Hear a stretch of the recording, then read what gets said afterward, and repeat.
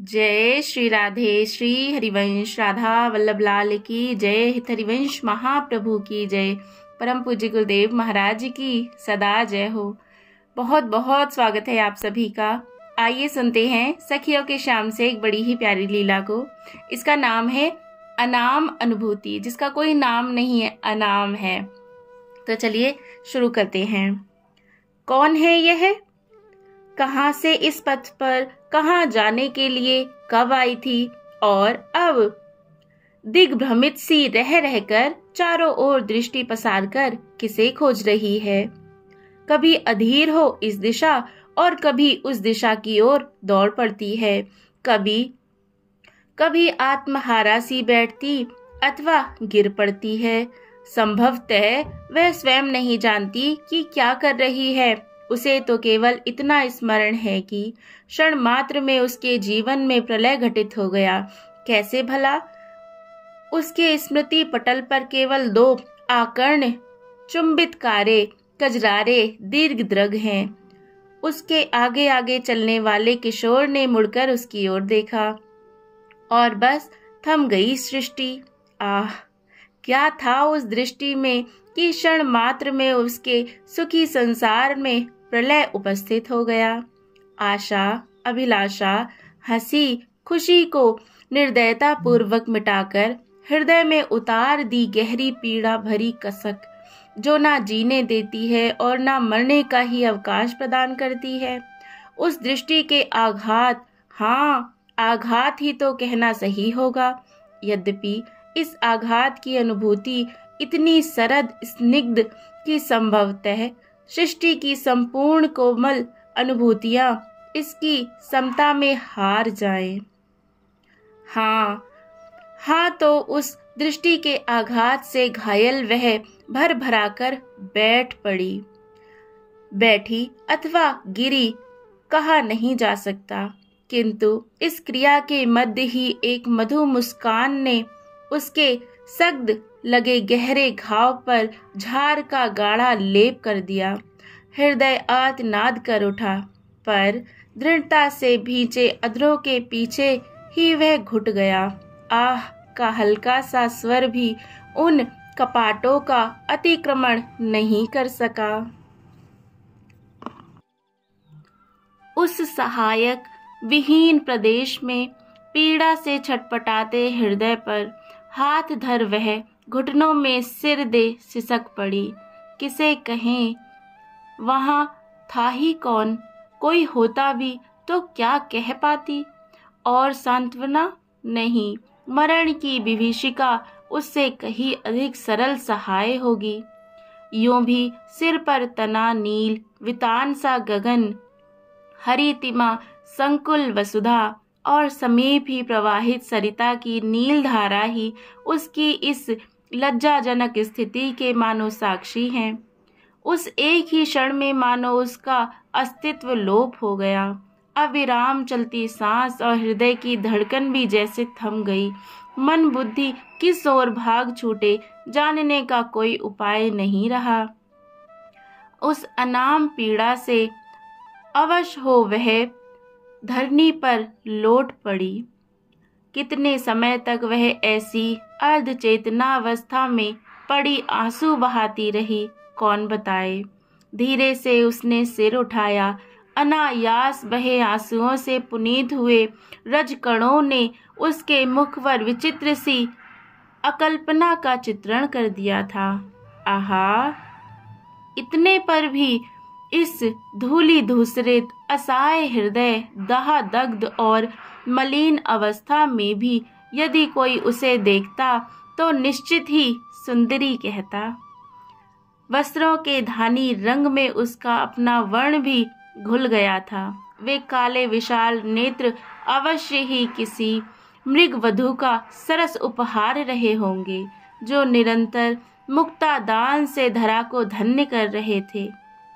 उसके नखशिख वर्णन के समय कवि अवश्य ही उपमा ढूंढने में कठिनाई महसूस करेंगे। यौवन की दहरी पर धरने को उठा हुआ आयु का चरण, स्वभाव के भोलेपन, कैशोर्य की चंचलता और देह की स्निग्ध कोमलता से सहम कर जैसे ठिठक गया हो। अपने महार्घ सौंदर्य से अनभिज्ञ उसने बड़ी बड़ी सुकोमल अश्रुसिक्त पलकें उठाकर देखा तो लगा संपूर्ण सृष्टि अग्नि मुख में व्याप्त लगती है। जय जय श्री राधे। श्री राधे। किसी और त्राण ना पाकर असंयत हो उसने मस्तक पुनः वसुधा के वक्ष पर रख दिया। देखकर लगता है बड़ी तेजस्विनी रही होगी वह। ऐसी आत्महारा दीनता उसके स्वभाव के सर्वथा प्रतिकूल ही रही होगी। तभी तो स्वयं को संयत ना कर पाने पर भी हृदय से उठने वाली असहाय पीड़ा भरी आहों कराहों को अधरों तक पहुँचने से पूर्व ही वह बरबस भीतर ढेल देती है। किंतु इन नेत्रों का क्या करे वह। ये घर भेदी तो पलकों की आन मानते नहीं, बस इन्हें तो बरसती ये मोटी मोटी बूंदें जो धारा बनकर वक्षावरण भिगोती जा रही हैं। कैसे रोके इन्हें, कैसे। तब जैसे अपने से ही छिपाने के प्रयास में अश्रुजल से भीगे रजकणों पर सिर धर दिया। किंतु यूं शांत पड़ा रहना भी कितनों भाग्यशालियों के भाल पर अंकित होता है। उसकी भी भाग्य लिपि इस सौभाग्य से वंचित ही लगती थी। अतः लड़खड़ाती सी उठी और पथ पार्श्व में आ खड़ी हुई। सूने पथ पर खोई दृष्टि से दूर तक कुछ समय जाने क्या खोजती रही। फिर निराशा से थकी दृष्टि लौटकर पथ पर अपने ही पदों के समीप ठहर गई। पथवीथिन ने संभवतः उसका उपकार करने के लिए ही उस निर्मम अहेरी के चरण चिन्ह अपने वक्ष पर अंकित कर लिए थे। उन चिन्हों को कृपण के धन की भांति बाहों में भर लेना चाहती हो अथवा धरा का आभार प्रकट कर रही हो। बाहें फैलाकर वह लौट गई उस पदरज पर। भगीरथ प्रयत्न से बांधे गए धैर्य के बांध को आवेग भरे आंसुओं के पनारों ने ध्वस्त कर दिया। घायल हृदय की कथा कहती मरते पशु के आर्तनाद सी गहरी घुटी घुटी करहा मुख से फूट पड़ी। रुदन के वेग से सुकोमल देह झटके खाने लगी। किंतु कब तक कैसे ज्ञात हो, जानने का कोई उपाय जो नहीं। कब अंशुमाली देवी प्रतीचि के रागारुण मुख पर झुक गए, कब नवीन प्रणयी में मयंक सज्जल निशा का कर थाम तारक खचित व्योम पथ पर बढ़ चले, और कितनी बार इनके राग की आवृत्ति हुई कौन कहे। नेत्रों में आशा, हृदय में अवसाद का भार लिए वह कितनी बार पथ के इधर उधर दौड़ पड़ी। कितनी बार चरणाकिंत रज से स्वयं को स्नान कराया, उसमें लुटती रही। कितनी बार जड़सी पथ जोहते बैठी रही। कितनी बार आकुल हो पुकार उठने को तत्पर हुई, किंतु क्या कहकर। यह विवशता कितनी बार नेत्रों से झर पड़ी। नयन कटार से घायल वह कितनी तड़पी, और उस मधु मुस्कान पर मुग्ध से विनिमिलित नयन कितने समय तक समाधि में लीन सी बैठी रही कौन बताए। आह, इस विवशता का, इस हलाहल दुख भरे सुख का, इस कठिन अवस्था का कोई तो नाम होगा। लज्जा के झीने वस्त्र को निर्दयता पूर्वक फाड़कर चिथड़े कर देने वाली, अहंकार को चूर्ण कर हवा में उड़ा देने वाली इस कोमल कठिन अनुभूति की कोई तो संज्ञा होगी, जिसने इस कोमलांगी किशोरी को उन्मादित बना दिया है। हृदय का दावा नल उसके निर्बल प्रयत्नों से बुझने के स्थान पर और भभक भभक उठता है। क्या करे वह। अकस्मात धक धक जलते हुए हृदय प्रांगण में जैसे चंदन पंप की वर्षा हुई। संभवतः भाग्य के अधिदेव उसकी दशा पर सदैव हुए। गहन कानन के अंतराल को भेद मृदु मंद्र आरोह अवरोह युक्त सुहाना वंशी रव प्रकृति को नवजीवन प्रदान करता प्रसारित होने लगा। बुद्धि ने जाने किधर से आकर सहायिका स्वांग सा भरते हुए धीरे से सूचना दी। उस जीव रक्षौदिका भी दक्षिण कर वंशी विभूषित था। वह चमत्कृत सी उठकर दौड़ पड़ी। उस प्राण संजीवन स्वर की दिशा में कितनी दूर कैसे कहा जाए। वे सुकोमल पदतल जो हरित ध्रुवा और नव किसलयों के स्पर्श से भी पीड़ा का अनुभव करते होंगे, कितनी बार कंटक बद्ध हुए, कितनी बार ठोकर खाकर गिरी, कितने शतपथ रोड़ों ने दिए, उसे स्वयं स्मरण नहीं। उसकी वह झीनी ओढ़नी किस झाड़ी में फंसकर अपना कुछ भाग उसे ही अर्पित कर आई, वह नहीं जानती। श्री राधे। प्राणों की समस्त चेतना कर्णों में आ गई और आशा का प्रबल प्रभज्जन उसे उड़ाए दौड़ाए लिए जा रहा है। एक सघन वृक्ष तक आकर चरण स्वतः ही ठहर गए। ध्वनि इसी वृक्ष के दूसरी ओर से आ रही थी, किंतु यह क्या गंतव्य जब 2 ही पद दूर रह गया। पद भारी होकर मानो धरा से चिपक गए हों। जाने कहाँ दुबक कर बैठी बैरिन लज्जा और संकोच ने उसे अपने बाहुपाश में जकड़ लिया। प्राण व्याकुल हो हाहाकार कर उठे और वह मूर्छित हो धरा पर जा गिरी। ऐसे अवसरों पर मूर्छा अचूक औषधि सिद्ध होती है, किंतु पीड़ा ही जिसका स्वत्व बनी हो, वहाँ अचेता अवस्था कितने समय टिक पाएगी। आंखें खुली तो कुछ क्षण लगे यह समझने में कि क्या हुआ। वंशी ध्वनि विरमित हो चुकी थी, अतः उसे केवल इतना स्मरण आया, कुछ था जिसके लिए वह व्याकुल हो दौड़ रही थी। क्या था वह? स्वयं से प्रश्न किया उसने। उत्तर में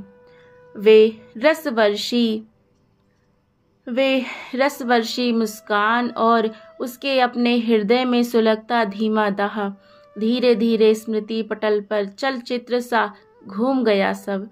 लज्जा के अंकपाश से मुक्त हुई तो उठकर चल पड़ी, किधर ज्ञात नहीं। 4-6 पद बढ़ने पर वह फिर ठिठक गई।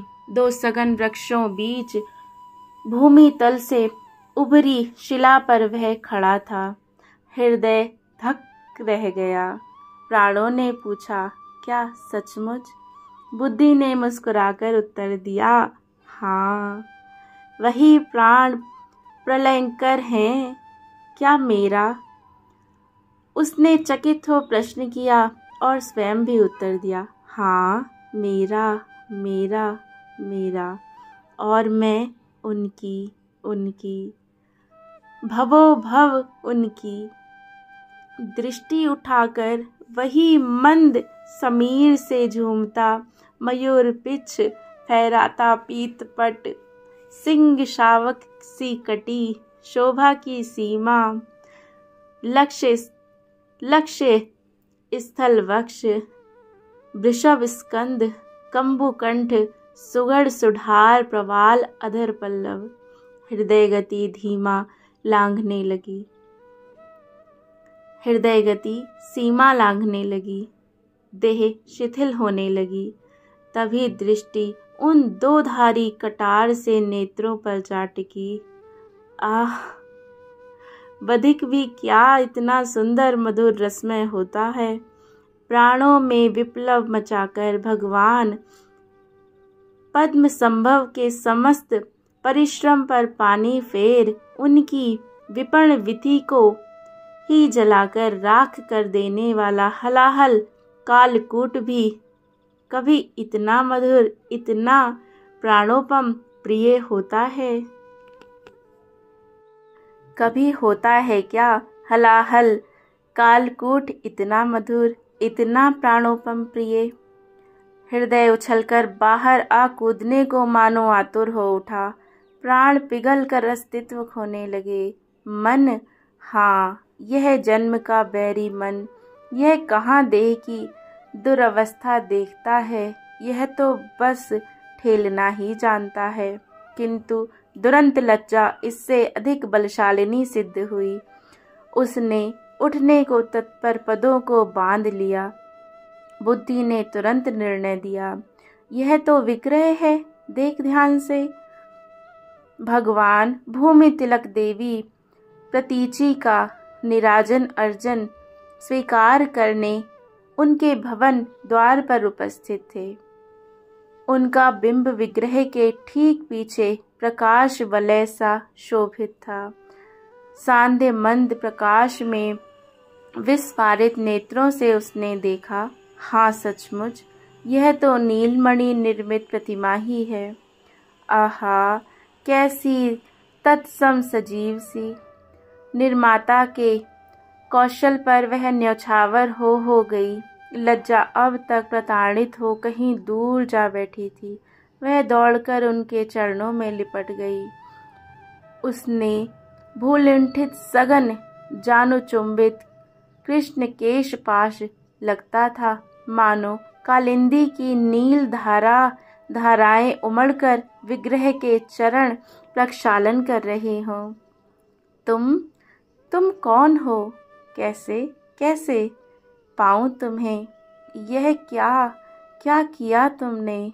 उमड़ते रुदन की बाढ़ से वाष्परुद्ध कंठ हृदय के उद्गारों को घुटे घुटे स्वर में अटक अटक कर वाणी प्रदान करने की चेष्टा कर रहा था। मैंने क्या बिगाड़ा था तुम्हारा? तुम बिन कैसे जीऊं? अब कैसे किसी को अपना यह कलंक कि तुम मुख दिखाऊं? तुम्हें देखे बिना मरा भी नहीं जाता।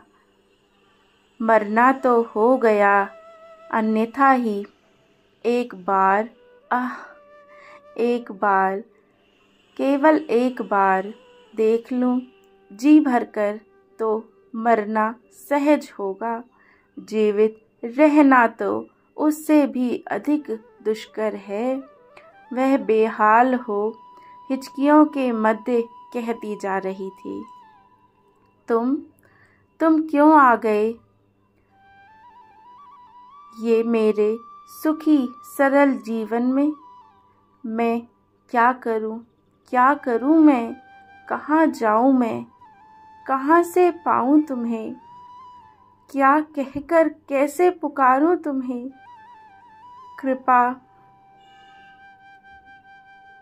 कृपा पर बस कर दे वह स्वर। तुम कैसे जानोगे कि मैं किस विपत्ति में फंस गई हूँ? मैं क्या करूं? तुम्हारी एक चितवन ने विपत्ति के कैसे भयंकर आवर्त में फंसा दिया है मुझे।